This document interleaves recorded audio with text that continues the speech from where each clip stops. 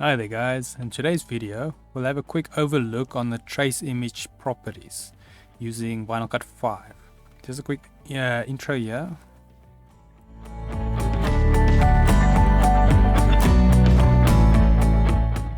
Well, today's video can be found on softwaretraining.co.za. You guys will notice we've got a variety of different softwares we cover, and we do upload videos daily, so keep an eye there for any new content. Well, if we head back in the program here, now this is a series on the trace image feature. So we will link in the descriptions videos to before this and after this, so that you can follow the whole series and understand how the feature works better. Otherwise, just for those that are new, to locate your trace image, it will be this icon in VinylCut. If you select that, it will pop up this properties panel. Now we have four sections to look at. Now first is our input.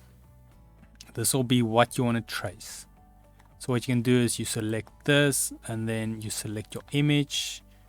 You say open, and then it will tell you your image dimensions here and the name. So that is the first section under input. Then next we've got image settings.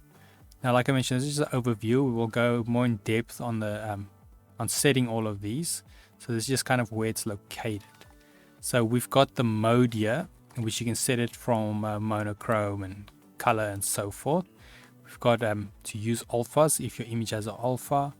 We've got the contrast. This will be relevant to normally monochrome. We've got resampling. So if you want to resample your image, we've got a high pass filter. That's if you want to add more detail to your image before you trace it. Then we also have the despeckle there. Then under output settings, we've got smooth, detail, and single line threshold. The smooth will basically smoother the vector shapes. Detail will capture more detail, and single line we'll cover that in another video. It's nice for you get this a lot in like comic book type art that you trace, so you might want to set that. Then we have break apart outlines, blackout, and add image layer. We will be covering this as well. And then we've got restore settings. So if you've set the settings and you want to restore it to default, you just click that, and then it will restore your settings to default. Then on top here, under the output, this is output preview. So here we've got output settings, which will be for once you click OK, or once you've traced it, this will be the settings. The output here is for your preview, so while you're working, you can kind of see what's happening. And some of it is like the crop and that and mask. It is for the output, main output as well, but most of this will be for the preview.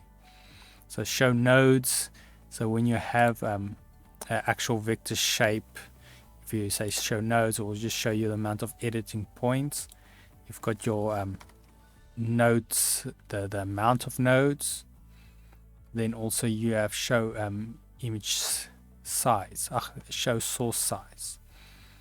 So this also can also be adjusted. We've got some zoom in and zoom out features here. Then we've got the one next to it, which will fit the zoom again to its original.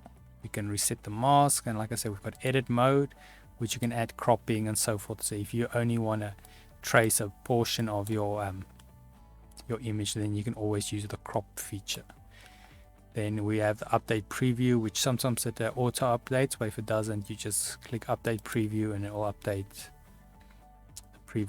So otherwise, yeah, that's the basic overview of the trace image properties. And like I said, in future videos we'll be covering more what they do in depth. Otherwise, if we just head to our website here quick, if you guys navigate to softwaretraining.co.za, you guys can find this video and more videos like it. As you can see, we've got a variety of different softwares we cover, and you can also isolate your search if you're looking for something specific. And if you don't find what you're looking for, just go here to request the training video, and then we'll make that for you. Otherwise, thanks guys for watching, and cheers.